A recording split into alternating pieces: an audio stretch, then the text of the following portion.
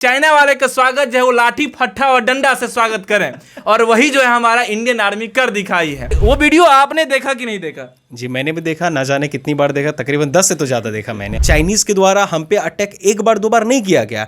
अगर बात करें तो 1960 जो वार हुआ था चाइना के द्वारा किया गया था, 1967 की बात करें या फिर 1975 की बात करें, और हाल ही में 2017 में भी हुआ, 2020 में भी हुआ, और कल की बात करें 2022 में भी हो गया। तो हर बार का ये, और सिर्फ हम पे नहीं, हर अदर कंट्री पे भी इनका होते रहता है। इंडिया की पॉलिसी अगर देखें तो हमारी पॉलिसी हमेशा डिफेंसिव रही, ऑफेंसिव कभी नहीं रही। हाँ, मतलब कभी भी जो है हम अटैक नहीं किए किसी पर। यही जो हमको लगता है सबसे हमारी कमी हो जाती है कि हम लोग कभी अटैक नहीं करते हैं, और इसी का फायदा ये उठाने की कोशिश कर रहे हैं चाइना वाले। बात आपकी बात बहुत सही है। अगर इंडिया विश्व गुरु बनना चाहता है तो इंडिया के पास वो कैपेसिटी भी होना चाहिए कि कोई भी देश हो, चाहे वो रसिया हो, चाहे अमेरिका हो या चाइना हो, कोई भी देश हो, और उसके साथ अगर ऐसा कभी भविष्य में अगर ऐसा हो जाए तो उस युद्ध के लिए या उस तरह की स्थिति को संभालने के लिए तत्पर रहे, और इंडिया के पास वो कैपेसिटी होना चाहिए। और कल की जो घटना हुई है उस पर जो है हमको अटल जी की 2 पंक्ति और याद आ गई, और वो 2 पंक्ति है कि तुम एक नहीं, तुम करो 20 समझौते, अखंड भारत का मस्तक नहीं झुकेगा, नहीं झुकेगा, नहीं झुकेगा। ये है पाकिस्तान को जवाब दिया गया था ये अटल बिहारी वाजपेयी जी के द्वारा कारगिल युद्ध के बाद। चाहे 1971 में बांग्लादेश का डिवीज़न हुआ, तो आप कह सकते हैं कि बांग्लादेश का फॉर्मेशन में बहुत बड़ा हाथ हमारे देश का है। तो उसमें पूरे विश्व ने देखा कि कैसे हमने धोया है पाकिस्तान को। बात तो तकरीबन 90,000 से ज्यादा सैनिक, पाकिस्तान के सैनिक ने आके सरेंडर किया। अभी तक का इतिहास देखे तो कभी भी इतने सारे, अभी इंडिया अगर यूक्रेन की और रशिया की बात करें, चाहे जितने भी देश के साथ इतिहास रच दिया। यहाँ के जो नेता हैं उनसे रिक्वेस्ट है कि जिस तरह से हमारे देश के जो आर्मी ईमानदार हैं और इतनी ईमानदारी से सेवा कर रहे हैं, उतनी ईमानदारी से अगर आप देश की सेवा करने लगेंगे तो शायद जो है ये देश कहां से कहां बन जाएगा, कोई ठीक नहीं है। क्या बात सही बोल रहे हैं? बात तो सही है। रियली में इंडियन आर्मी ऐसी है जो भारत का जो मस्तक है ये कभी नहीं झुकने देगी। ये बात सही है कि नहीं सही है? आपको भी गर्व होता है, हमको भी गर्व होता है। नमस्कार, मैं पंकज झा और आप देख रहे हैं रेबल न्यूज इंडिया। देखिए, कल जो है एक वीडियो बहुत वायरल हुआ है, और वीडियो था इंडिया और चाइना के बीच में जो हुआ था झड़प। हमारी इंडियन आर्मी 2 मिनट 49 सेकंड की वो वीडियो थी, करीब 4 से 5 बार जो है हम वो वीडियो देखे, क्योंकि बहुत मज़ा आ रहा था वीडियो देखने में, किस तरह से चाइना की कुटाई हो रही थी। और जो कुटाई हुआ था, जिस तरह से गांव में जब बारात जाते हैं और कुछ उपद्रवी करने लगते हैं तो उनका जो स्वागत होता है, उसी तरह से स्वागत जो है बॉर्डर रेखा पर की जा रही थी। और एक और चर्चित है, जो बारातियों का स्वागत विमल पान से करे, तो जी नहीं, अब जो है वायरल होगा कि चाइना वाले का स्वागत जो है वो लाठी फट्टा और डंडा से स्वागत करें, और वही जो है हमारा इंडियन आर्मी कर दिखाई है। तो उसी पर चर्चा करने के लिए आज हमारे साथ ही नीरज जी हैं। बातचीत करेंगे कि क्या अब यही जो है स्वागत, और ऐसा ही स्वागत चाइना वाले को करना चाहिए, और ऐसा ही स्वागत क्या पाकिस्तानियों को भी करना चाहिए? चलिए जान लेते हैं आखिरकार ये जो मुद्दा है और ये जो मसला है ये क्यों समय समय पर आ जाती है, ये जान लेते हैं नीरज जी से। ये बताइए नीरज जी, जो समय समय पर जो है चाइना इंडिया में घुसने की कोशिश करता है, और इसी कोशिश जो है कल कर रहा था, यही कुछ दिन पहले भी कोशिश कर रहा था, और कल जो है इसका स्वागत बहुत बढ़िया से किया, और वीडियो मैंने भी देखा। सबसे मैंने पूछ लेता हूं पहले कि वो वीडियो आपने देखा कि नहीं देखा? जी मैंने भी देखा, ना जाने कितनी बार देखा, तकरीबन 10 से तो ज्यादा देखा मैंने। 10 बार आपने देखा ये वीडियो? ये अच्छा, ये बताइए वीडियो मजा आया कि नहीं आया? कपिल शर्मा का शो भी फेल है, मैं यही बात बोलूंगा। कपिल शर्मा का शो जो वो वीडियो के सामने में फेल है, इसलिए वीडियो के सामने में फेल है क्योंकि जो इंडियन आर्मी है एकदम शानदार स्वागत कर रहे थे। नहीं, बहुत अच्छे से, ये तो मैंने भी देखा है, बहुत अच्छा से स्वागत हो रही थी। अच्छा, ये बताइए, स्वागत आप भी करना चाहते हैं क्या चाइना वाले को? काश अगर मौका मिले इंडियन आर्मी में जाने का तो जरूर एक बार कोशिश करूंगा स्वागत करने का। बहुत सारे लोग जो है एकदम पूरा देश के जो युवा हैं, इवन की खासकर बिहार के जो युवा जो हमारे कांटेक्ट में, उनको मैंने देखा स्टेटस पर शेयर करते हुए और स्टेटस पर लगाए हुए, एक बार हमनो मौका दे दे वो, कि उसमें जो था एगो भोजपुरी में वो लिखे हुए थे कि ऐसा स्वागत किया जैसे लग रहे मुआ देने वाले। ऐसे ही भोजपुरी में मुआ देने, कुछ सब मारने का जो है वर्ड होता है, मुआ देने वाले, तो वही मुआ दिया था कल जो है चाइना वाले को। लेकिन जो है ये मसला जो है, ये जो मुद्दा है कितना गंभीर है, और चाइना वाले समय समय पर इंटर क्यों करता है इंडिया में, ये जानने की जरूरत है। अच्छा नीरज जी, हमको ये बताइए, चाइना जो है हमेशा इंडिया में घुसने की कोशिश क्यों करता है? देखिए, तो अगर ये चीज़ अगर समझना अगर है तो पहले हम लोग को स्टार्ट करना पड़ेगा 1914 से। जब 1940 में जब हमारे ऊपर ब्रिटिश का राज जब चल रहा था, तो उस समय मैकमोहन जो थे, अच्छा। उनके द्वारा एक लाइन खींचा गया था 1914 ईस्वी में, जो कि लाइन खींचा गया था जो ये बताती थी कि इंडिया और चाइना के बीच की बाउंड्री क्या है। तो जब से वो लकीर खींची गई, तब से इंडिया तो मानती है कि ये हमारी बॉर्डर लाइन है, इसके बाहर अगर हम क्रॉस करते तो हम चाइना के टेरिटरी में जाते हैं, जो कि गलत है। ये बात तो हम मानते हैं, लेकिन चाइना 1914 से लेके आज तक वो चीज को नहीं नहीं मानती है। अच्छा। और सिर्फ हम इंडिया के साथ ही बात नहीं करेगा, अगर आप चाइना को अगर देखेंगे तो चाइना तकरीबन 14 देश के साथ अपना बाउंड्री शेयर करती है। और ये जान के ताज्जुब होगा पंकज जी कि ये सिर्फ हमारे साथ ही बाउंड्री के लिए इनका डिस्प्यूट नहीं है। 14 का 14 देश है, उसमें से एक बात करें किर्गिस्तान की, जो कि हमारे सेंट्रल एशिया के एक देश है, वो तो पूरा देश को ही क्लेम करते कि पूरा देश ही मेरा है। चाइना क्लेम करती है। और साथ ही साथ बोले कि वो बाउंड्री जो खींचा गया था मैकमोहन के द्वारा, वो भी नहीं मानती है। वो मानती है कि तकरीबन इंडिया की अगर बात करें तो हमारे 90,000 स्क्वायर किलोमीटर के एरिया को बोलती है कि वो चाइना का पार्ट है, वो तिब्बत का पार्ट है। पहले तो ये बता दें कि पहले तिब्बत पे जो क्लेम करते, तिब्बत तो पहले आपका है ही नहीं, फर्स्ट थिंग। और आप बोलते कि ये अरुणाचल प्रदेश हो गया, चाहे और जो भी और बहुत सारे ऐसे क्षेत्र हैं, उनके बारे में बोला जाता है चाइना के द्वारा कि ये सब तिब्बत के पार्ट है। जब तिब्बत ही आपका नहीं है तो इधर का तो बात बोलने का कोई मतलब ही नहीं है। और फर्स्ट थिंग, जो मैकमोहन के, हमने तो अदर किसी को नहीं, लेकिन मैकमोहन के द्वारा जो बाउंड्री खींचा गया था, हम उसे मानते हैं कि ये हमारी बॉर्डर लाइन है। और अगर इंडिया की पॉलिसी अगर देखें तो हमारी पॉलिसी हमेशा डिफेंसिव रही, ऑफेंसिव कभी नहीं रही है। मतलब कभी भी जो है हम अटैक नहीं किए किसी पर। यही जो है हमको लगता है सबसे हमारी कमी हो जाती है कि हम लोग कभी अटैक नहीं करते हैं, और इसी का फायदा ये उठाने की कोशिश कर रहे हैं चाइना वाले। आपकी बात बहुत सही है। अगर आप देखें तो 1962 को जब चाइना हम पे अटैक किया था, चाहे पाकिस्तान पे जब अटैक हुआ था, चाहे बांग्लादेश का गठन हुआ था, तो उस समय कभी भी आप नहीं देखेंगे कि इंडिया कभी ऑफेंसिव रहा है। हाँ, लेकिन अगर हम पे अटैक किया है तो हमने मुंह तोड़ जवाब दिया है। उसका एक जीता जागता उदाहरण कल हमने देखा। अगर कल की बात करें तो आप अगर वो वीडियो को अगर अच्छे से देखे होंगे, तो तकरीबन हमको ऐसा लगता है कि वो इतना वीडियो वायरल हुआ है कि हर एक हिंदुस्तानियों के पास वो वीडियो पहुंच गया, सबके पास पहुंच गया। और मुझे भरोसा है कि कोई आदमी एक बार तो नहीं देखा होगा, जो बहुत बार 10 बार जरूर देखा होगा। तो उसमें हम लोग ये देख रहे हैं कि पहले एक देखेगा कि एक पत्थर का बनाया हुआ एक बाउंड्री है, उसके बाद तार का बनाया हुआ एक लेयर बनाया गया है।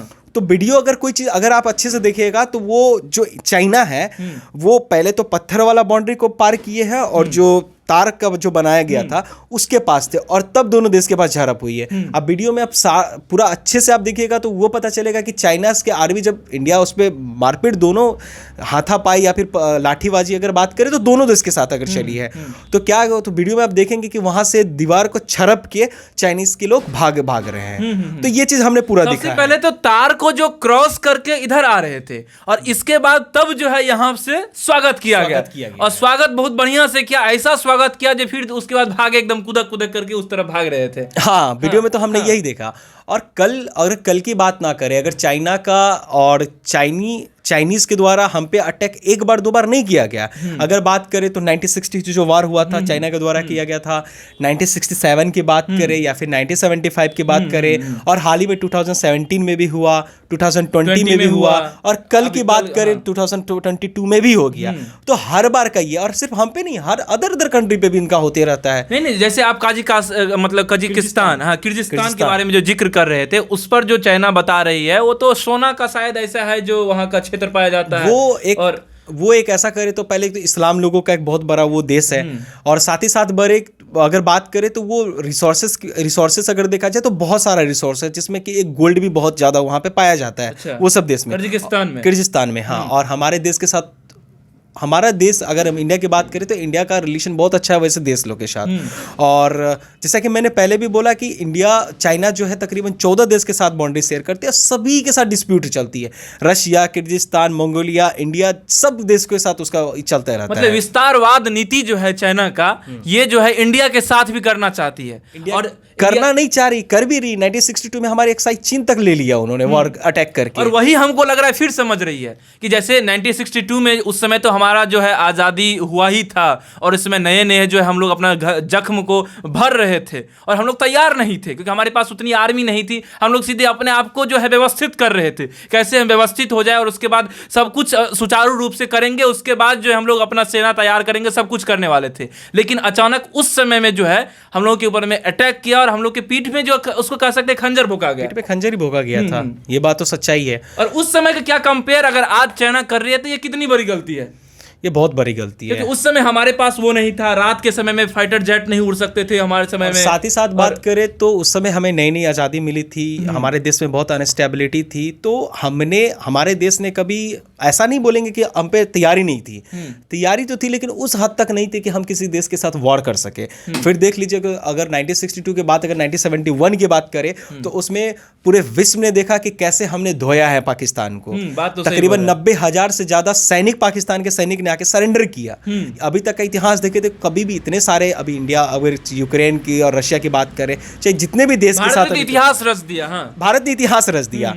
और अब अगर चाइना के साथ होता है तो हम रेडी हैं और हमें गर्व है कि हम वैसे देश में हैं जहां की सिक्योरिटी ऐसे फौज के हाथ में है। ये बहुत बड़ी बात है हमारे लिए। ये तो पूरे हिंदुस्तानी को गर्व हो रहा है आज कि हमारी सिक्योरिटी जो है ऐसे हाथों में है कि 1 इंच जब इधर से इधर हो रहा था तो किस तरह से इसको स्वागत किया गया ये पूरा दिख जाए। लेकिन हाँ, यहाँ के जो नेता हैं उनसे रिक्वेस्ट है कि जिस तरह से हमारे देश के जो आर्मी ईमानदार हैं और इतनी ईमानदारी से सेवा कर रहे हैं, उतनी ईमानदारी से अगर आप देश की सेवा करने लगेंगे तो शायद जो है ये देश कहां से कहां बन जाएगा, कोई ठीक नहीं है। क्या बात सही बोल रहे हैं? बात तो सही है। और जो ईमानदारी से हमारे देश की सेना कर रही है, अगर वही ईमानदारी से हमारे देश की पुलिस और चाहे नेता अगर कर ले, पुलिस, नेता, व्हाइट कॉलर वाले अधिकारी जो भी है, अगर ये कर दे तो अपना देश का क्या बोले कि कल हो के अपना देश कुछ और ही होगा। अरे कल के कुछ ही समय में हम लोग ये सिद्ध कर देंगे कि हमसे बेहतर कोई नहीं, क्योंकि हमारी जो पॉलिसी है अदर देश के, सिर्फ इंडियन पॉलिसी की बात नहीं कर रहे कि इंडिया का आर्मी पॉलिसी है, डिफेंसिव पॉलिसी है, चाहे जो भी, इसके साथ अगर बात करें तो हम अपने देश में अगर बात करें तो हमारी देश की पॉलिसी हमेशा बहुत अच्छी रही है अदर देश के कंपैरिजन। हम अगर कोई देश से अगर रिफ्यूजी भी आते हैं तो हम उसका अच्छे से स्वागत करते हैं, चाहे कुछ भी, चाहे 1971 में बांग्लादेश का डिवीजन हुआ तो आप कह सकते हैं कि बांग्लादेश का फॉर्मेशन में बहुत बड़ा हाथ हमारे देश का है। तो ये पॉलिसी हमारी रही है। वहां पर के तो लोगों के ऊपर में जुर्म हो रहा था, तब जो है इंडियन जो आर्मी है वहां पर घुस करके पाकिस्तान को तोड़ा।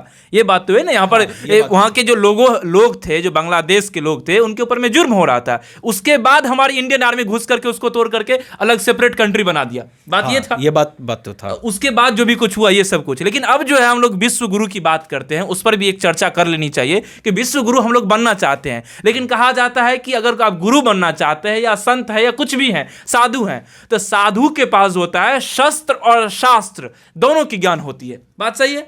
अगर इंडिया विश्व गुरु बनना चाहता है तो इंडिया के पास वो कैपेसिटी भी होना चाहिए कि कोई भी देश हो, चाहे वो रसिया हो, चाहे अमेरिका हो या चाइना हो, कोई भी देश हो, और उसके साथ अगर ऐसा कभी भविष्य में अगर ऐसा हो जाए तो उस युद्ध के लिए या उस तरह की स्थिति को संभालने के लिए तत्पर रहे, और इंडिया के पास वो कैपेसिटी होना चाहिए, तभी जाकर इंडिया विश्व गुरु बन जाएगा। बात सही है जी। एक बात बता दो कि हमारा देश आज भी विश्व गुरु है। लोग माने या ना माने अदर देश, लेकिन हम मानते हैं। उसका कारण है कि जब भी देश में अगर कोई अदर देश में किसी तरीके का प्रॉब्लम हुआ तो कोई देश आए ना आए, लेकिन हिंदुस्तान हमेशा बढ़ के पार्टिसिपेट की है। जैसे कि बात करें अगर अफगानिस्तान में, जब कुछ समय पहले जब वहाँ पे बहुत प्रॉब्लम आई थी तालिबान लोगों के कारण, तो उस समय बता दें कि इंडिया से बहुत सारे मात्रा में यहाँ से चावल, गेहूँ इम्पोर्ट उस देश में भेजा गया था, ताकि वहाँ के लोग, गरीब लोग कम से कम भूखे ना सो सके। तो हमारे देश की पॉलिसी हमेशा ये रही है। तो हमारी होनी नहीं चाहिए, हमारी देश की पॉलिसी वो है। ये बात सच्चाई है। वो तो हम लोग हमेशा समय समय पर भेजते। कुछ दिन पहले श्रीलंका भेजे थे, उससे पहले जब काठमांडू में भूकंप आया था, तो ये जो नेपाल में, तब हम लोग यहीं से सब कुछ सामान भेजे थे, रसद भेजे थे। तो वो तो हम लोग करते रहते हैं। वो तो जितना भी इंसानियत कह सकते हो, हर ये देशवासी में वो इंसानियत है जो लोगों को समझा रहे हैं और लोगों को हेल्प करते हैं, मदद करते हैं। बाकी जो बात होती है समय समय पर, आप देखते हैं न्यूज़पेपर में जो आर्टिकल छपती है कि जो पाकिस्तान की तरफ से 2 ड्रोन आ रहा है, पाकिस्तान की तरफ से ये ड्रोन आया और ड्रोन के माध्यम से जो तस्करी कर रहा है, हथियार तस्करी कर रहा है, उनको क्या संदेश जा रहा है? क्या उनको लग रहा है कि नहीं ये जो इंडियन जो है और इंडियन आर्मी इस तरह से स्वागत की चाइनीज को, क्या उनका स्वागत होना चाहिए कि नहीं होना चाहिए? जरूर होना चाहिए। और मैं बता दूं कि ऐसा नहीं कि चाइना के साथ ही हुआ है, कुछ अगर 1-2 साल पहले जाएंगे तो पाकिस्तान के साथ भी ऐसा ही हुआ है। अच्छा, वो एयर स्ट्राइक की बात कर रहे हैं आप, और वो सर्जिकल स्ट्राइक की बात कर रहे हैं। हाँ, मैं उसी की बात कर रहा हूँ। जब उड़ी पे हम पे अटैक किया गया था तो इंडिया ने किस तरीके से पलटवार किया था, ये ऐसा एक पलटवार था जिसके पाकिस्तान कभी चाह के भी नहीं भूल सकता है और कोई भी देश नहीं भूलेगा। ये बात तो सच्चाई कि हमारे देश में जब भी ऐसा हुआ है तो हमारे देश के आर्मी ने बढ़ चढ़ के भाग लिया है और मुंह तोड़ जवाब दिया है। तो मुझे नहीं लगता है कि कल जो चाइना को सबक सीखेगा उससे कई गुना बड़ा सबक पाकिस्तान को हमने पहले ही समझा चुका है। एक चीज मैं आपको कहना चाहता हूँ। एक दिनकर जी की बहुत शानदार पंक्ति है और एक कविता का ये जो 2 पंक्ति है मैं आपको सुनाना चाहता हूँ कि क्षमा शोभते उस भुजंग को जिसके पास गरल हो, वो क्या जो दंतहीन विष रहित विनित सरल हो। मतलब ये दिनकर जी की कविता है और इसके माध्यम से ये कहना चाह रहे हैं कि जो क्षमा वही दे सकता है जिसके पास शक्ति हो, जिसके पास वो गरल हो, और जिसके पास शक्ति ही नहीं वो क्षमा क्या करेगा। जैसे पाकिस्तान को हम लोग समय समय पर छोड़ देते हैं, ए बच्चा है छोड़ो, कोई कम से कम इतना, कभी कई लोग तो कुछ से कुछ उसको बोलता है जो बेटा है, ये है वो है, ठीक है वो अलग बात है। लेकिन पाकिस्तान को हम लोग इसलिए छोड़ देते हैं, छुटका मुटका देश है, अपना खा पी लेता है। हम लोग बिहार और यूपी का अगर हम लोग जोड़ देंगे तो उतना बड़ा पाकिस्तान है, वहीं में पाकिस्तान सिमट जाएगा। इसीलिए हम उसको छोड़ देते हैं। लेकिन समय समय पर वो कभी कभार ये ड्रोन भेज जाता है, तो कभी कभार जो है हथियार का तस्करी करने लगता है इंडिया में, तो इंडिया को समस्या कुछ है ही नहीं। लेकिन जो कल का जो घटना हुई है, जो इंडियन आर्मी जो दिखाई है और जो जिस तरह से अपना इंडियन आर्मी प्रभुत्व दिखाई है, जो अपना ताकत दिखाई है, उससे साफ संदेश जा रहा है पूरे देश में, पूरे विश्व में, जो इंडियन आर्मी अब बर्दाश्त नहीं करेगी। अब जो है इंडियन आर्मी का जो रूप है, जो रवैया है, ये कुछ दूसरा बदलेगा। बात सही है। देखिए, मुझे ऐसा लगता है ना कि इंडिया की जो पॉलिसी है, डिफेंसिव पॉलिसी, उसके साथ साथ अब हमें ऑफेंसिव पॉलिसी भी अपनानी पड़ेगी, ताकि चाइना को, चाहे पाकिस्तान की बात करें, चाहे ऐसे जो भी देश है जो कि इंडिया को इस नज़र से देखते हैं, उसे ये संदेश मिल सके कि अगर इंडिया के बारे में हमने सोचा या फिर तस्करी करने की सोची और इंडिया को अगर इस बात की जानकारी मिलती है तो हम पे अटैक करके हमें मुंह तोड़ जवाब भी दे सकती है। ये बात हमको लगता है कि ऐसा अब इंडियन आर्मी को करना चाहिए। एकदम सही बोले हैं। और कल की जो घटना हुई है उस पर जो है हमको अटल जी की 2 पंक्ति और याद आ गई, और वो 2 पंक्ति है कि तुम एक नहीं, तुम करो 20 समझौते, अखंड भारत का मस्तक नहीं झुकेगा, नहीं झुकेगा, नहीं झुकेगा। ये है पाकिस्तान को जवाब दिया गया था ये अटल बिहारी वाजपेयी जी के द्वारा कारगिल युद्ध के बाद, और ये जवाब जो है बहुत प्रसिद्ध है। और ये जो 2 पंक्ति है, जब जब मैं सुनता हूँ तब तो रोंगटे खड़े हो जाते हैं कि ये रियली में इंडियन आर्मी ऐसी है जो भारत का जो मस्तक है ये कभी नहीं झुकने देगी। ये बात सही है कि नहीं सही है? आपको भी गर्व होता है, हमको भी गर्व होता है, और हमको लग रहा है पूरे देशवासी को इस पर गर्व होता है कि हमको ये इंडियन आर्मी जो है इस देश का मस्तक कभी नहीं झुकने देगी। तो एक बार जो है हैट्स ऑफ इंडियन आर्मी को, जरूर सलाम करते हैं इंडियन आर्मी को, और ऐसे ही हमारी आर्मी बुलंद रहे और पूरे जो दुनिया में जो है उस परिचम को कायम रखे, और परिचम जो है इंडियन आर्मी अपना बुलंद रखे। बाकी देखते रहिए। मेरा नाम पंकज झा है और आप रेबल न्यूज इंडिया देख रहे हैं। हमारे साथ नीरज जी हैं। अगर वीडियो अच्छी लगे तो इसको शेयर कर दीजिएगा। कैमरे के पीछे है मोनू जी। धन्यवाद। Thanks for watching Rebel News India. Stay tuned for more updates. Don't forget to like, share and subscribe.